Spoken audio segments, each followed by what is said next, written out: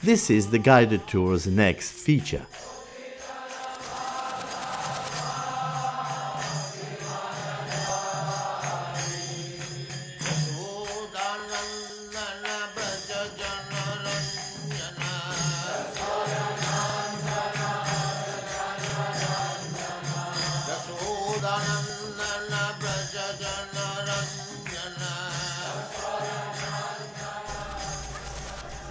Back downstairs, it's time to indulge our senses of smell and taste at Nadia Bihari's bakery.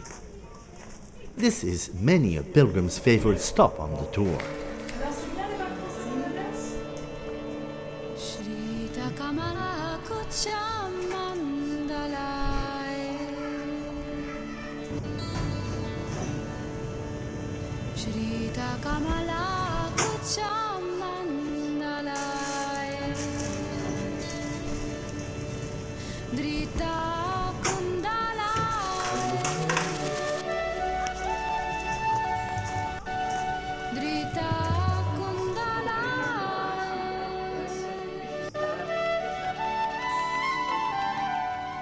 The antique artwork pieces featured at the Sacred Art Museum were brought from India with great endeavor.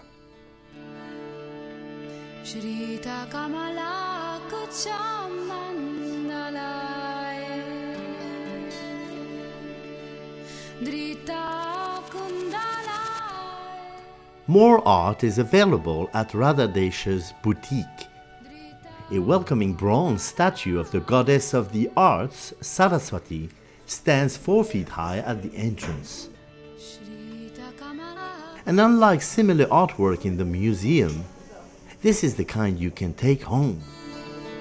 The boutique offers countless trinkets and handicrafts, most of them again from India.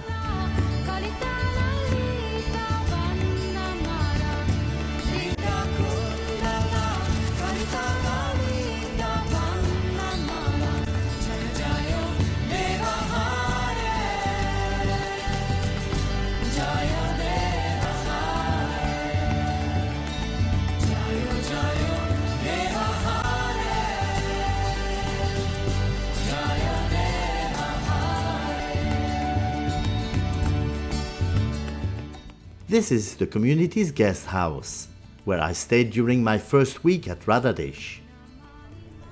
Bhagavati, the host, also has the brightest of smiles on her motherly face. You're the one with the big smiles. Yeah, I do need to understand. No, bigger than that. Got to bigger than that. Big smiles. I quickly got acquainted with other visitors, of all walks of life. 3 students from Brussels, Hink, a hospital therapist from Deventer in Holland,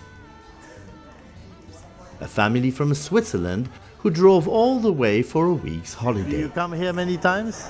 No, it's first time we came here because the kids have now holiday. The residence refectory is a great social place where you keep meeting the same people. Hare Krishna cuisine is strictly vegetarian. The kitchen specializes in what can only be called sumptuous spiritual food. I call it seriously scrumptious, actually.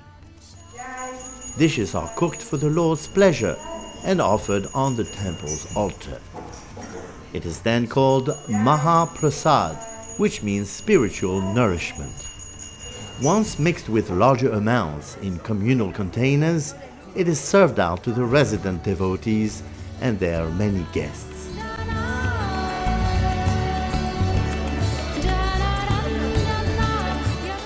"30 years since it was purchased, Radhadesh boasts a cosmopolitan community of about 100 permanent members.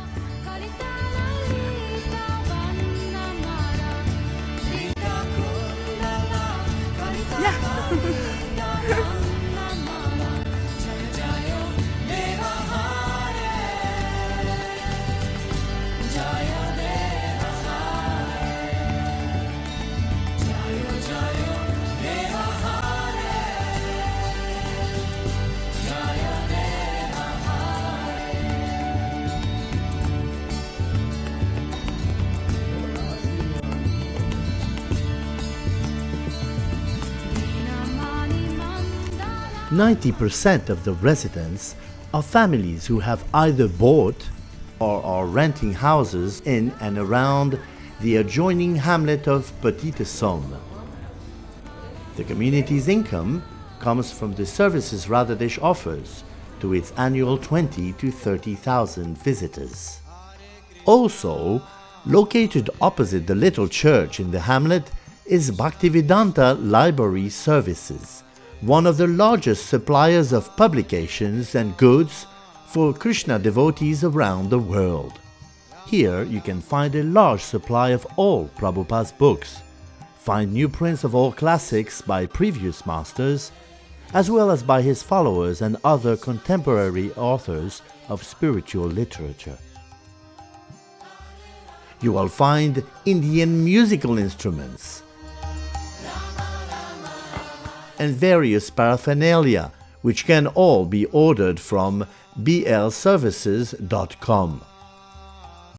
Finally, BLS director Vishnu Murti Das has a few words to say about his latest grand project, Vanipedia. To further increase the availability of Srila Prabhupada's teachings, Vanipedia is taking advantage of the collaborative opportunities that the World Wide Web develops to engage thousands of devotees from all over the planet to create an unparalleled repository of Srila Prabhupada's teachings for the benefit of everyone. Very nice, you might say, but what about basic education for Hare Krishna toddlers and teens? Radhadesh has 2 playgrounds and a Sunday school for 2 to 6-year-olds. For conventional education, children are sent to local schools and to university if they choose to pursue higher education. Alternatively, there is Bhaktivedanta College, which is accredited and caters for students of all nationalities. It's an English medium college and with 2 large buildings, accommodation for staff and students, classrooms, offices, and a library specializing in philosophy, religion and Indian culture. We meet college principal Yadunandan Swami. So Maharaj, what is this college about? We offer students a preparation for a lifetime. A main feature of Bhaktivedanta College is that we integrate academic education, professional training, and a focus on character development of the students. We combine material education and spiritual growth. Along with character development in moral and ethical values, students may join the Bhakti Yoga training, which starts in the early hours, before dawn. The first rendezvous is in the castle's temple room at 4:30 sharp, when the deity's curtains open to a room full of the more disciplined followers. Occasionally, curious visitors wrench themselves out of bed so as not to miss out on the ceremonial or on some of the 2-hour mantra meditation. On beads, that is. Hare Krishna, Hare Krishna, Hare Rama, Hare Rama, Hare Rama, Rama, Hare Rama, Hare Krishna, Hare Rama, Hare Krishna, Hare Rama, Hare Rama, Hare Krishna, Hare Krishna, Krishna Krishna, Hare Rama,